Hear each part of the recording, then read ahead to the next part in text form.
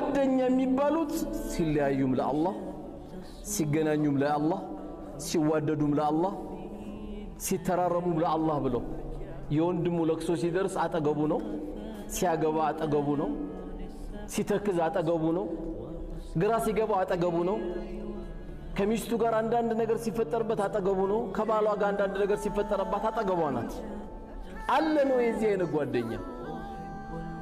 ወይስ ከአንገት በላይ ነው ሐቢቢ ደህና ነህ ሐቢቢ እንዴት ነህ አይደለም እንባባለው ዝም ብሎ ሐቢቢ ይባላል እንዴ ደህና ነህ ብለህ ተናገር ሐቢቢ ማለት እኮ በቃ ወዳጄ እኮ ነው እያልክ ያለው የውስጥ ወዳጄ እኮ እያልክ ነው ያለው ጓደኛ